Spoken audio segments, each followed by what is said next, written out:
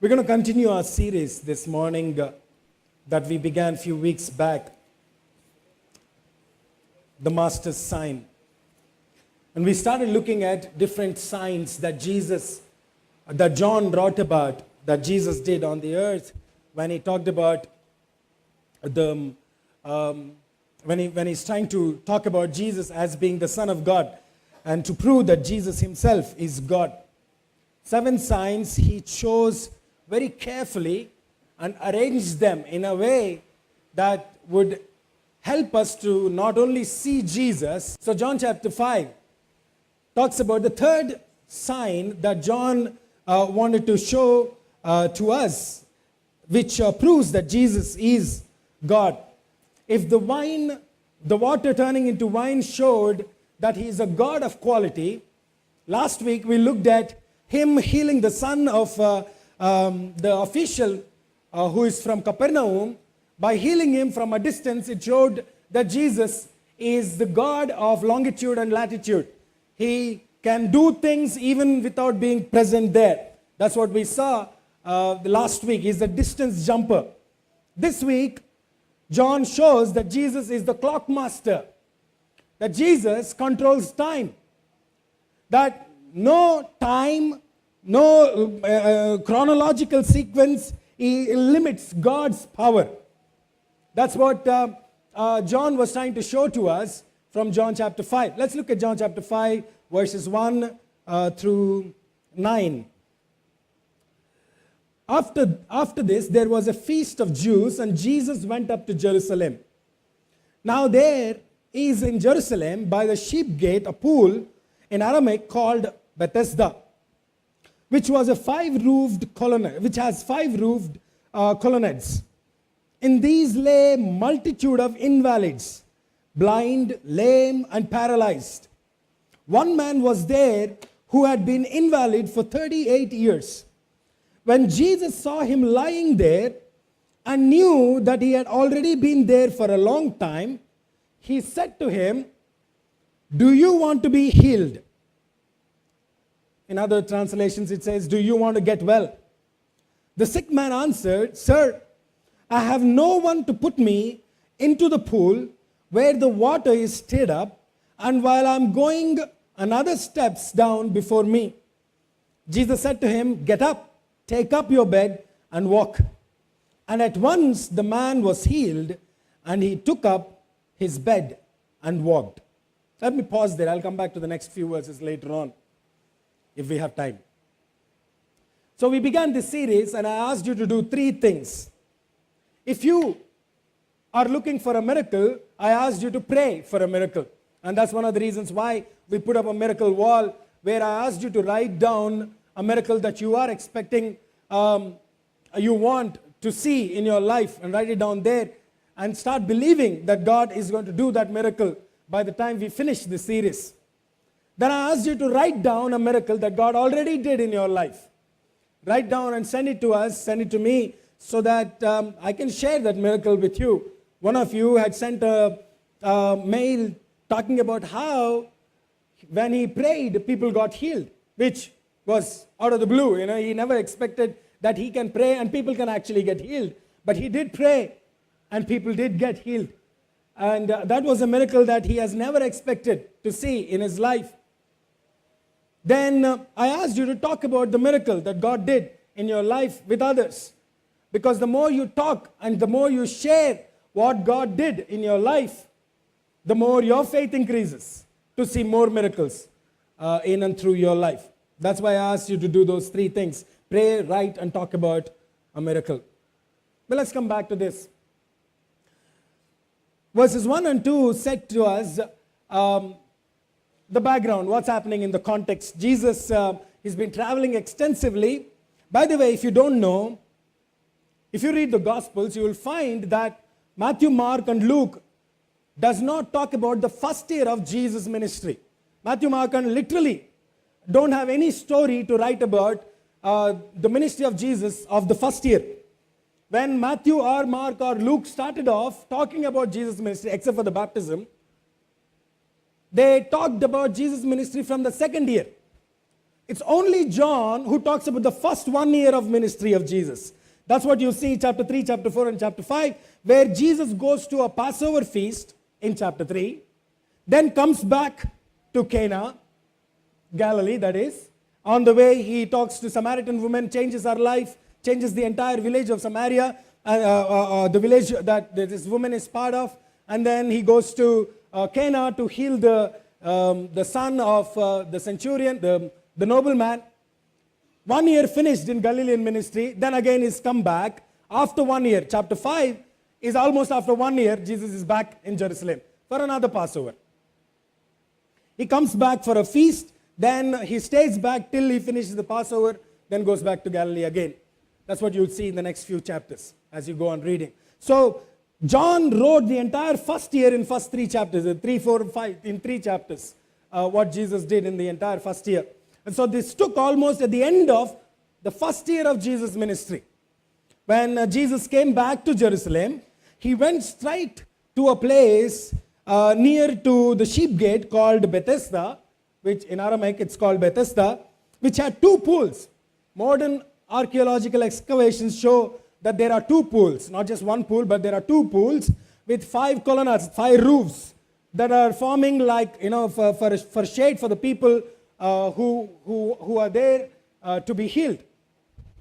Now, apparently, something was happening there, and that's what I want to show you today. I'm going to mix up verses a little bit from chapter 5. Jesus comes, finds this guy, asks him, do you want to get well? Then look at what he's saying. This invalid, as Jesus asked him the question. Sir, I have no one to put me into the pool when the water is stirred up, and while I am going there, another steps down before me. What was he saying? He's saying this: I want to get well. That's one of the reasons why I am at the colonnade. Apparently, an angel comes once in a while and stirs up the water. That's a belief that people believed about that the pool at Bethesda. But when the modern excavations took place recently, they found out these pools had springs that are under the regular water, right? So they occasionally, the springs would send forth the fresh water to refresh the water that is already in the pool. But they developed a superstition among the people who are watching this, thinking that an angel of the Lord comes occasionally and is actually stirring the water. Now, I don't know how many of you read chapter 5 in the Bibles that you have right now. If you look at chapter 5, verses 3, look at verses 3. In these lay a multitude of invalids, blind, lame, and paralyzed. Where is verses 4?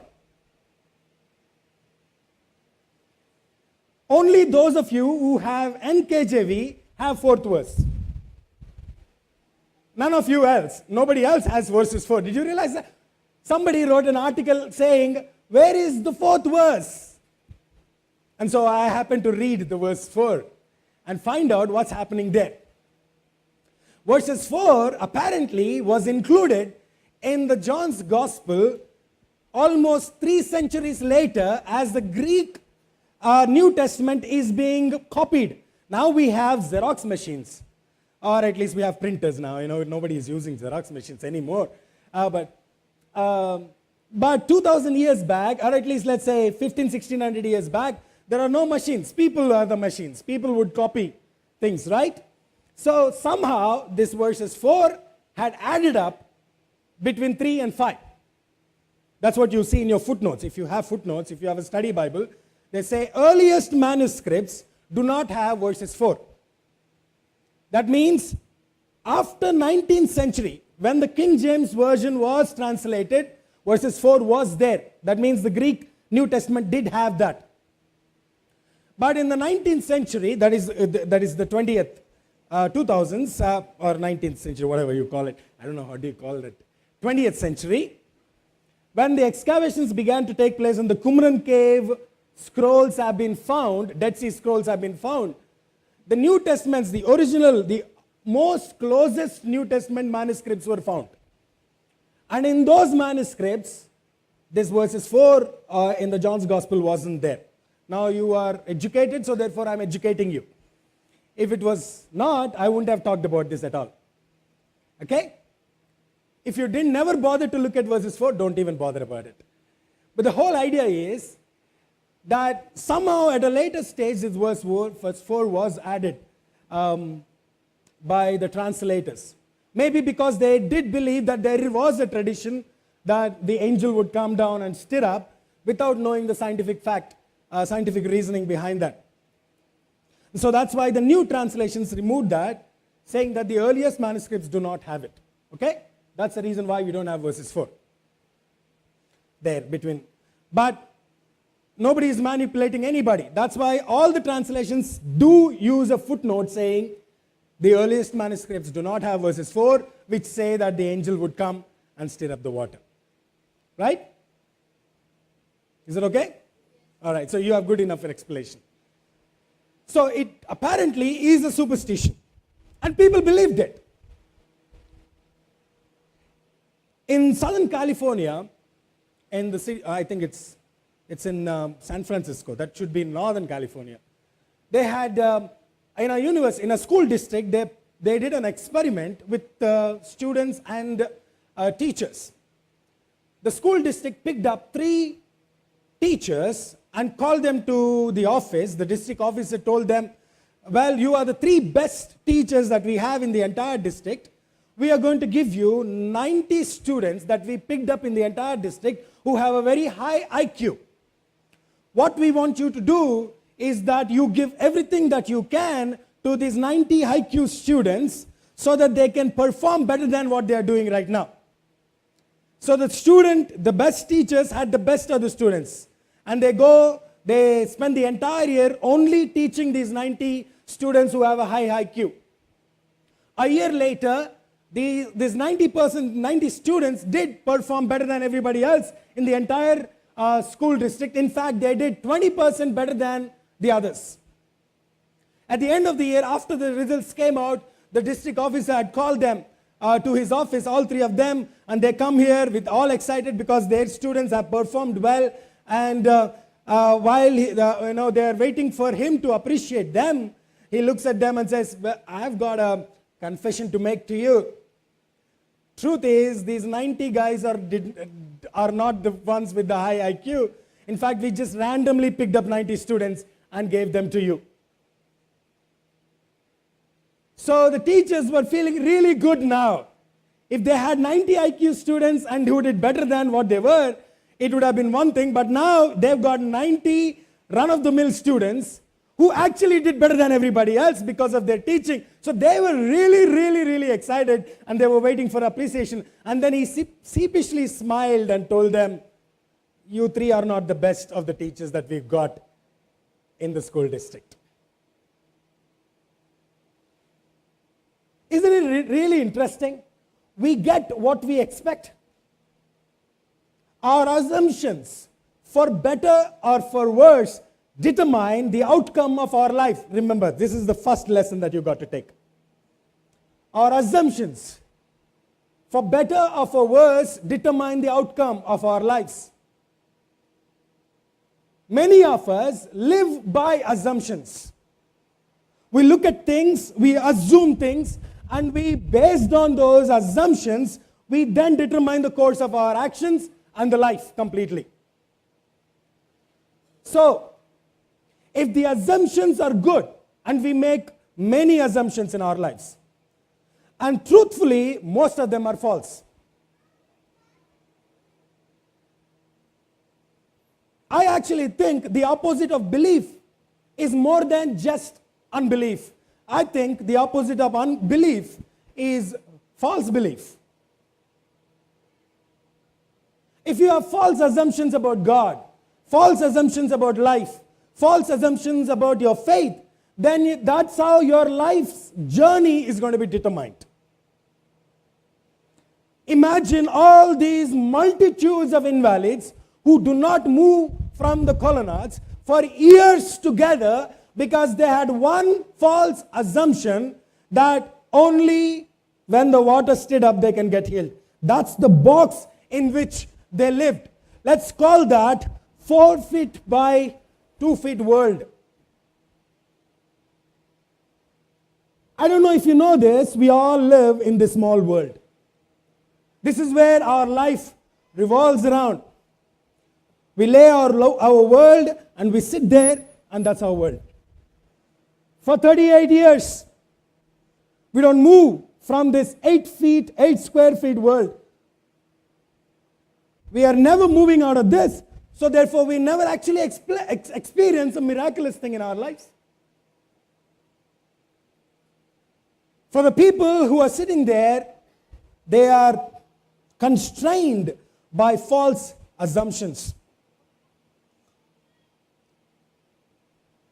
As I told you, we make far too many assumptions, and most of them are false.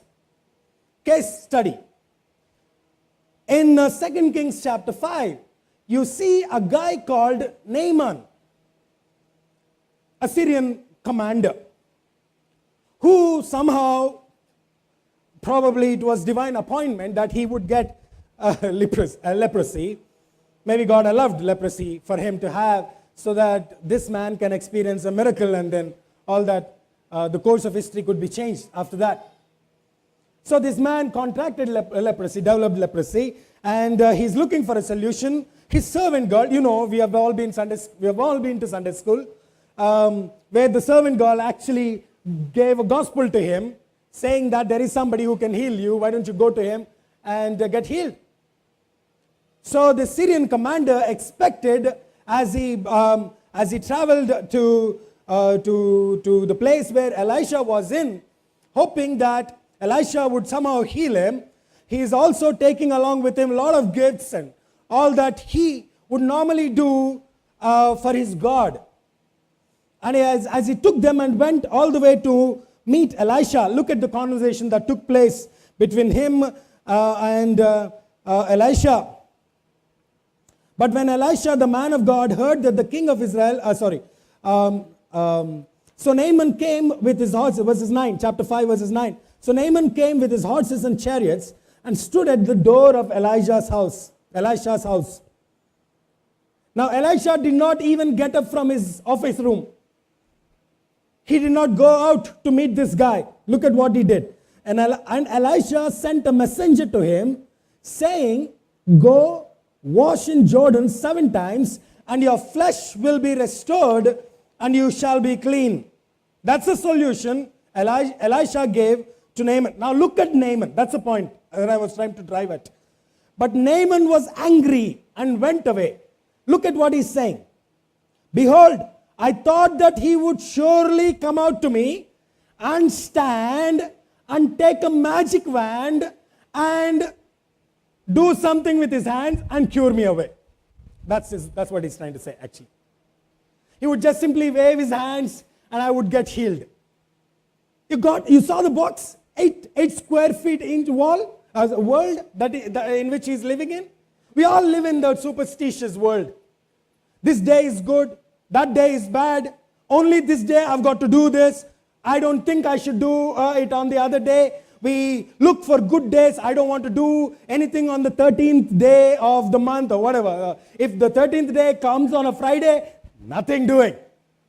If I see a cat passing by before I go to office, I'll stop. I don't go to office that day. We all live in that 8 square foot world that we built around us. Do you know, by allowing superstitions to control you, you are insulting a supernatural God.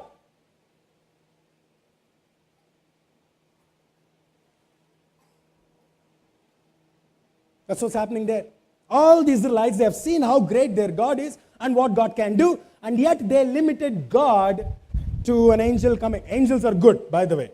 There's nothing wrong with the angels. The Bible is full of all the angels. So the people who removed verses 4 do not have anything against angels there.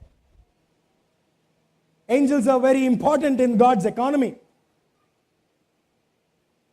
So they were expecting God to heal people only that way. And that too out of false assumption. I guess most of our miracles don't happen because we have a lot of assumptions about miracles. Here is the truth. Most miracles happen to people with fewest assumptions. In fact, only one assumption.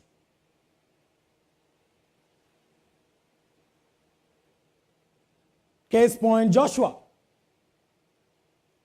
Joshua, in the middle of the war, as he's fighting with 5 different kings, that means he has 5 different armies with 5 different styles of military strategy coming at him. In the middle of the war, has very few assumptions. Even as he's winning, he's saying, God, can you stop the sun? He didn't think about logical reasoning there. He has only one assumption. God can do this. He has only one assumption. With God, all things are possible. This is what Jesus said. With God, all things are possible. You know, Jesus was talking about how rich people find it difficult to go to heaven. And then when somebody said, then nobody can go to heaven, Jesus looked at them and said, with God, all things are possible. The same angel told to Mary in reverse order, nothing is impossible to God. Luke chapter 1 verses 37. That's the only assumption you and I got to have. That's the seed of the miracle. You see, in the first week, when we looked at the wedding of Cana, we saw one big lesson that we took away. That is this, that for God, there is no big miracle and small miracle. For God, miracle is a miracle. God cares even about our minutest details of our life.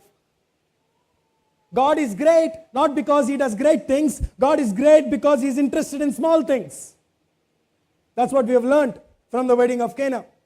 Last week, we looked at how God healed the son of this man, and saw how God sets us up to meet the right person at the right place at the right time to do a miracle. So no corner that you are in is the wrong corner right now. If you have God in you, inside you, working through you, you are at the right corner, always at the right corner. Because God is always setting you up to meet the right person at the right time, at the right place. The third big lesson that you're going to take away from this story today is this, that the less assumptions that I have, the more scope for a miracle. The less assumptions I have about God, the more scope for a miracle. All miracles are possible. Any miracle is possible. I've heard about a guy, an Ethiopian pastor called Zeb. His full name I can't pronounce, so I'm just going to use Zeb. So Zeb, this really happened. That's why I can't pronounce his name. Few years back, when he was praying in his church, he was talking about how God can heal people, and he simply started praying for people for healing. People lined up for healing, and he began to pray, and all he would do is to go to a person who is sick, just lay his hand, pray, and walk away. That is his faith, that if I pray, things can happen. But the person who is getting prayed must also have faith, right, to receive. Only then miracle is possible. So he would pray with his faith that God can heal you, say good words and walk away. It's the same manner he walked up to this young kid who walked up to him with a hand with no fingers. All 5 fingers are not there, just stubs standing out of his palm. And he said, I want to get healed. As he showed this, I can't imagine hand without fingers. I'm trying to imagine. As he lifted this, whatever it is, and asked him to heal, he would just lay his hand and pray and walked away. I don't know what Zeb thought about what would happen, but as he turned, he heard a voice, pop. He thought that was his leg, his own leg. You know, sometimes our legs crack. Then he took a second step, he heard a second one, pop. Now he got curious, so he turned back, and as he saw, he could hear the people that are around this little child, rising up this voice of claps and roaring thunder. As he walked up to peep through this crowd that is flocking through this, around this boy, he heard the third pop, and the fourth pop, and the fifth pop. Just like that.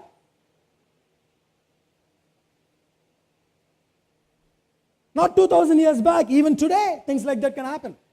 And God proves it. So don't limit God in your assumptions. The problem is we are always trying to box God into that mat, little mat.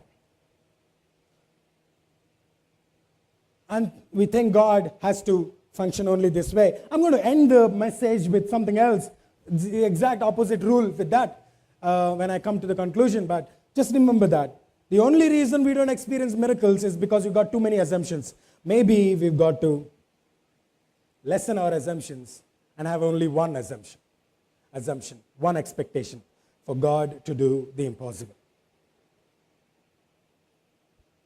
That's what I saw in verses 7. Because while he is hopeful, that's why he's there for 38 years. He is hopeful that a miracle would take place in his life, a healing would take place. But he's expecting the healing or the miracle to happen only that way. And that's probably why he got limited in experiencing a miracle. Now Jesus walks up to him.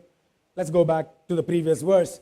Jesus walked up to this guy who is superstitious, who has false assumptions, which are worsening his situation rather than bettering him, and asks him the most ridiculous question anybody can ask a sick person.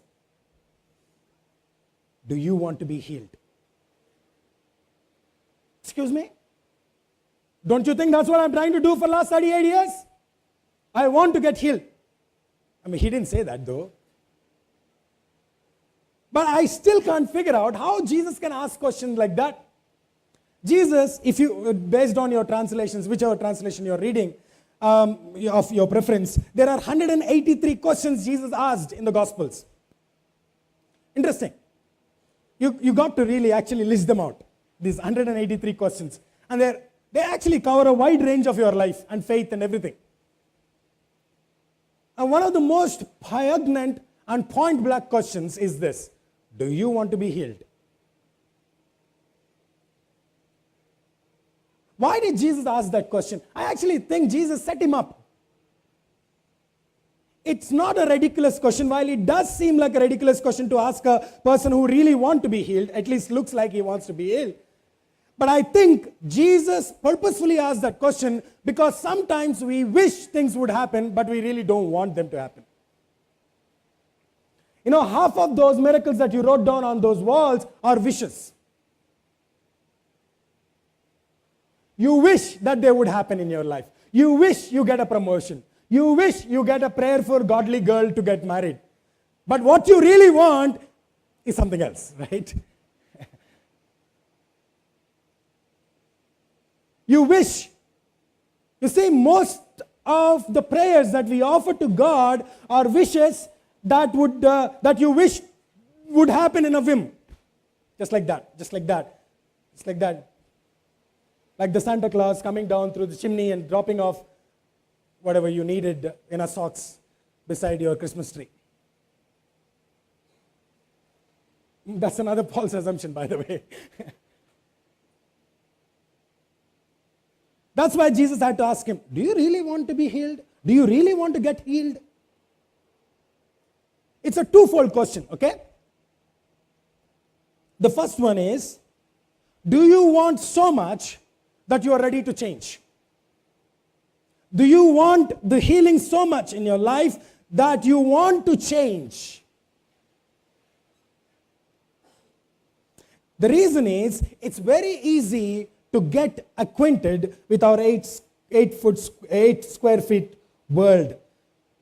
By the 38 years, by the time it's 38 years, you really got used to this world. You like this mat. You like the way it feels. You like the way it is designed and textured, and you got used to sleeping on this so much. You really don't want to change. You want a miracle, but you really don't want to change. You see, the problem is, if Jesus does heal this guy and he has legs, he cannot beg anymore. He has to get a job. Isn't it interesting that most of us wish that something would happen to us, but we really don't want to change? Take beggars on the street. You know, when you keep seeing them, sometimes you love to give them, and at some point, you kind of get tired, and if you really have a heart for them, you ask them the question, can I do something for you? And the more probing you get with them, they really don't want to leave. Because, do you know they earn more than you? Some of you don't think you are really rich. They are. I was talking to a police officer from intelligence department, and he was talking about the people in Miapur Crossroad. You know, there's a group of people in Miapur Crossroad. And I was talking to him about, he's just out of the blue, he was in my car, so he was talking about them, and he said, all these guys come from a different state, some state, up north, and they come here, the only job that they have is this. They make money here, build palaces there. I don't want to name the state, but I'm like, are you sure? He said, yeah, I come from a police department, I know what I'm talking about. Whoa. So if this guy did get healed, he has to change his life. So Jesus had to ask him the question, do you really want to change? That's the point. You see, that's one dimension of that question. Do you want to get healed? That simply means, are you ready to change? The second dimension of that question is, are you willing to do something about that? Are you willing to do something about that? Do you want to change? And if change has to happen, you got to do something about that. That's the dimension that question has. Not only he's asking, do you really want it so much that you are ready to go through the pain that the change process will inflict upon you. Sometimes change process inflict pain on us, isn't it? So are you ready to take the pain? Go through that excruciating pain. I know it looks painful, but change has to happen. You have to go through that. I forgot the name of the doctor, the one who proposed the local anesthesia. Because in 1920s, this doctor actually believed that the anesthesia in general has more side effects than good effects on the patient, especially people with heart diseases and certain lung diseases. So he proposed local anesthesia, and the medical world was not ready to take it. So he wanted to show it through experiment, and one day he did the experiment. As the patient was wheeled into the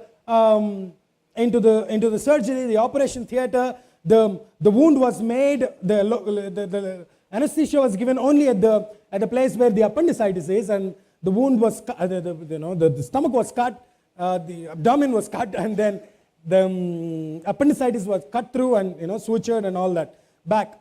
The patient was the doctor himself. He had to show the world that local anesthesia works, so he was ready to go through the pain. What if the local anesthesia did not work? But in order to change the mindset, he had to do something about it. You get the idea? So that's what Jesus was asking. Are you ready to change? If you're ready to change, are you ready to do something about that? There's a doctor by the name of Edward Miller, who is the dean of medicine in Johns Hopkins University School of Medicine. You know what Johns Hopkins is, if you at least have some kind of medical background. He says this, that there are at least 1.5 million Americans that have heart surgery every year, angioplasty, fixing their the coronary bypass graft, fixing their arteries that are clogged.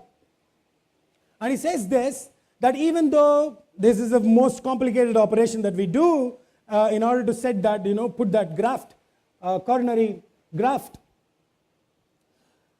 it is only a temporary fix. What really heals a heart patient is how he lives after the operation. He makes changes in his daily schedule, he makes changes in his dietary schedule, dietary things, and he has this physical exercise regularly so that he can keep the heart that is actually sutured and punctured or whatever, band-aided, safe till he dies. But he says 90% of the patients, after 2 years of the surgery, never actually do any change in their lifestyle. 90%. So he concluded the article with a statement like this: it looks like people wish to die more than they wish they want to live. They want to live. Who doesn't want to live? That's why they had an heart surgery. But it's only a wish, on a whim, rather than a want. Want so much that they're ready to do something about it. They're ready to make changes. That was the question. That's why Jesus had to ask him that question. Do you really want to change? Do you want to get well? So if Jesus asks you the same question, do you want that miracle? It's not that he can't do it. You already saw he can do anything. He can without a grape create wine. That we have already seen that. So he can do anything you want. But do you really want him to do it? You see, that's why 8th verse becomes really important to us. Now Jesus looks at him and says, get up, take up, and walk. All verbs. Isn't it? Get up, take up, and walk. I want to be healed. Get up, take up, and walk. You can't expect God to do supernatural unless you're willing to do the natural. Don't expect God to do that. Now, I know 38 years can be really long. Imagine this guy lying only on that bed for 38 years. Now, asking a guy who is invalid, by the way, God is ready to change his tagline, the invalid tagline. This man was willing to let his life be defined by the name he got. And Jesus is now about to change that. You're not invalid anymore. Get up, take up, and walk. He didn't even say get healed. So this 38 years, lot can happen in 38 years. I was looking back and just thinking, what happened in the last 38 years? The world became small. The internet has taken up our time. Cell phones have killed our privacy. Jets got faster, so the world got smaller. Rich got richer, poor got poorer. Of course, that doesn't change anyway. But the point is, the world changed in the last 40 years. You got Mac. Nobody would have dreamed of it 40 years back. This guy didn't see anything happening around the world in 48 years. His world is that 8 square feet mat. And so now he has to make changes there. Sometimes I actually realized equilibrium can be bad for us. You know what is equilibrium, right? Everything happening at the same time and the right way in the uniformity. Sometimes I think our church also needs some shake-up. Equilibrium can be bad. Disequilibrium can be good, if that's the right grammatical word, by the way. I guess that's why sometimes God sends floods, rains, to disrupt the equilibrium. There is scope for miracles more there than in equilibrium. So God is asking him to change. Changes. You got your equation set. Change the equation. So you got to do something that you haven't done for a long time. Maybe that's what God is asking you to do. If you want to see a miracle, maybe that's what you got to do. You have to change the equation of your life by adding or subtracting something in your life. Maybe you should be willing to listen to something that you don't want to hear, do something that you don't want to do, so that the change can take place. Imagine how ridiculous it would look for an invalid who decided that this bed is his life, to actually try to get up. I know the story is very simple. It says, instantly he got healed. It looks great. Yeah, even if my legs come back, I don't know how to use them. I've never used them. Now, for us, walking can be very easy. It's something that is taken for granted. But for a guy who is on a bed for 38 years, walking is something new. Isn't it? Now imagine that. Now I know at least one person here who broke his leg, from our church at least, and laid on his bed for nearly more than a month. I wanted to ask him before I come on the stage, but I couldn't see him. So I'm trying to imagine myself in his shoes. If you have broken your legs, you know what I'm talking about. And you have laid on your bed for more than a month. Now after a month, to stand up, even though your leg is actually healed now, and to take the steps would have been really excruciatingly painful and difficult. You would have felt like you're fainting. Imagine that guy with 38 years sitting on that, now trying to do something that he has never done before, trying to get up. He would have been a butt of jokes for everybody who's watching it. Look at this guy trying to get up. What's wrong with you? Stay there. 8 square feet world is great. Stay there. That's what will happen when you try get up.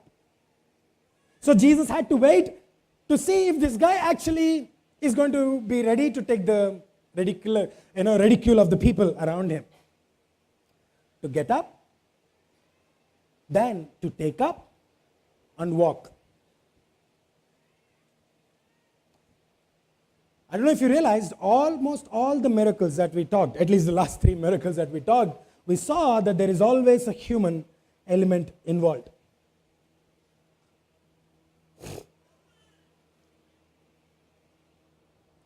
Let me bring all the thoughts to a conclusion. Just pay attention for the next 10 minutes. Here is the point. God may not answer all our prayers as we want him to answer. Okay? God does answer all our prayers, by the way. But he may not answer exactly as we expect him to answer. But the truth is, God will 100% not answer any prayer that is not offered to him. I don't know if you listen to that. God may not answer all the prayers that we offer to him in the way that we want him to. But God will 100% not answer any prayer that is not offered up to him. If you assume God is going to say no, you don't even pray. And because you don't pray, you don't see a miracle. Am I making the sense? I'll give you one simple example.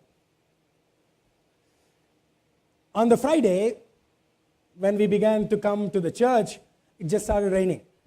Here, the wedding is supposed to take place, and the reception is set all, and it just began to rain. Somebody, I think Andrew or somebody called up, it's going to rain. So I said, pray. Actually, I was driving, so my wife has to relay that to Andrew. She never actually did. Sorry, Janet, I didn't mean to put you in corner today. But she never actually did. But then I had to remind, in the car, saying, ask Jeannie to pray, saying, Jeannie, why don't you pray that rain would stop? So she prayed. But when she prayed, she said, God, stop the rain till the wedding is finished.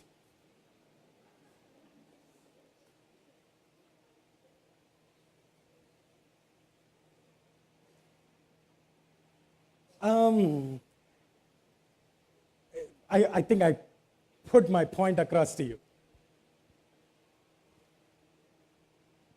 So, if you don't pray and ask him to do something, you don't actually get an answer. Truth is, don't assume that God will not do it. Don't assume that God cannot do it. Don't assume that I'm not worthy enough to do it. Who is worthy here? Tell me. Is there any one of you who could boldly stand up and lift your hand and say, I am holy? Definitely not me. I know that for a fact. Don't assume that God will not answer your prayers. What is really important for you to take away today is this.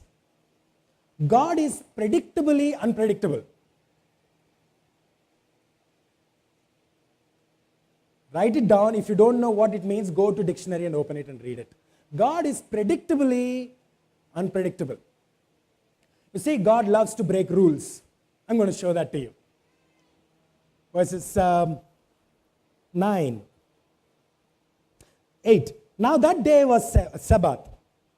So the Jews said to the man who had been healed, it is the Sabbath, and is it not lawful for you to take up your bed? I don't know if you read the verse clearly. I don't know if you understood the grapple the whole idea there. They don't have any problem him walking. Now, the Pharisees took the Mosaic law and made another 613 sub-laws out of that. God gave one law, they put extra fence. Sometimes we actually put extra fences on what God already told. And I don't know why you are being more careful than God. And sometimes church can be that. I'm going to talk about it next series, of how church can become really pharisaical. So we put extra fences thinking that God's fences are not enough. So they put some 613 laws of the law, of the Mosaic law, and law number 312 says on a Sabbath day, a person cannot walk more than 2,000 cubit. That's probably about a kilometer, I don't know. Could be that. Now, 1 kilometer can be anything, right? So they put a sub-law out of that a person from his home can go up to the city gate, and after the city gate cannot walk more than 2,000 cubic. You get the idea now? So that's another law between, in one law. All God said is take rest. That's all God said. But they put another law saying, defining what rest is and how rest must be taken. So walking is limited to 2,000 cubit. So as long as you walk within the 2,000 cubit, you're fine.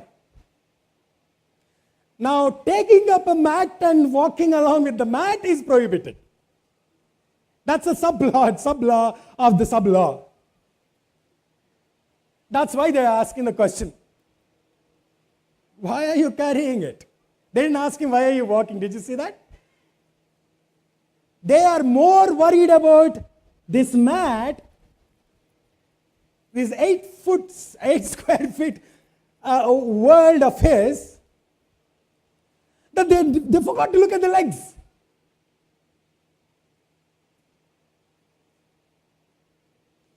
And so God had to teach them. I actually think Jesus purposefully chose a Sabbath day. I don't know if you agree with me or not, but I think he's smart. I think he said, hey, I'm not going to do this on a weekday. Let me go on a Sabbath day. Sometimes God does that with us, by the way, to tell you that he's okay to break rules. Rules that doesn't interfere with his character.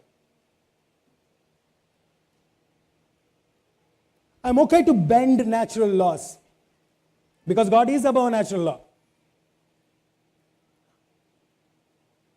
There's I think a scientific theory called critical realism.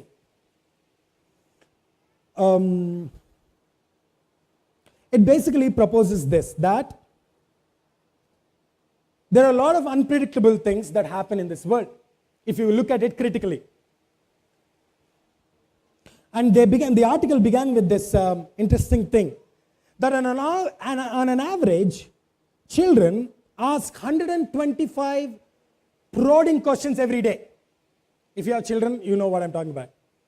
At least if you allow your children to ask questions, by the way. If you don't, I can't do anything about it. But a child asks about 125 questions on an average, probing questions a day. Why is the car going in this way? Why do we have steering only on the right side? All that, And the article says, by the time you reach your adulthood, that is about 30s and 35s, the average size of the questions reduce by, how many you think? 119. 119. That means you are asking only 9 questions a day. And because you are asking less questions, you expect less. You assume more things. So God is limited. God cannot do anything because you are already assuming what God can do, right? So God's saying, okay, I can't do anything about it now. Maybe you got to change that. You got to understand that God is more than the 4 dimensions. For centuries, we lived in the 4 dimensions reality. We always thought, the scientists thought, there are only 4 dimensions. Till Albert Einstein came out with the theory of general relativity, proposing that there are more dimensions than what we have. That the space mass continuum is not linear, it's in strings, it's attached to each other. It's called a string theory, by the way. If you don't know, don't worry about it. That's what it's supposed to be. You don't understand ethic at all. If you don't understand string theory and are not able to see a logical explanation of what string theory is, how can you explain God? If you didn't understand anything that I said in the last 10 minutes, that is spoken in a normal language that you converse with, you are trying to fit an infinite God in your 8 square feet wall and try to tell him what to do. What, yaar? Then how do you expect miracles to happen? They don't. Unless you are allowing God to break the rule. Unless you keep swinging, keep trying, till you see a great result. The reason I like this guy is that he waited, hoped, fought for 38 years. He didn't give up. I don't know if you realize that. He had a false assumption, but he never gave up. He was fighting. He was fighting until he got it right. Fight long enough, far enough, you might actually experience a get up, take up, and walk up movement in your life. The day our imagination dies, miracles stop happening in our life. You see, that's probably why even before Albert Einstein proposed the theory of relativity, general relativity, Paul already talked about it in Ephesians, saying that our God is more than able to do more than what we imagine, can think and imagine. God is not limited, boss. God is. How big is your God today? Think about it. Let's close our eyes.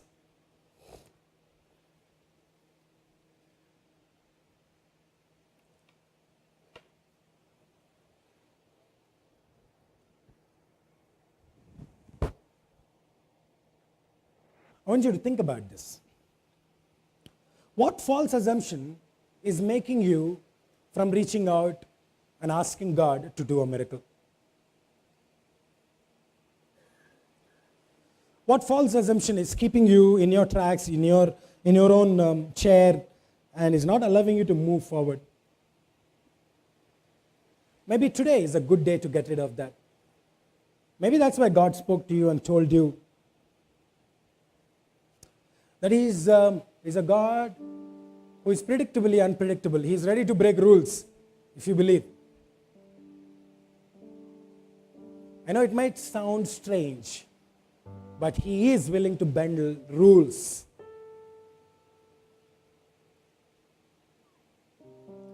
And do a miracle for you.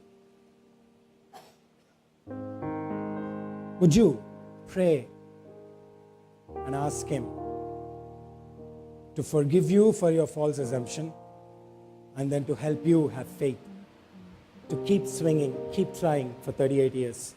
Even though it seems long, seems hard, eventually you will find yourself in the middle of a miracle.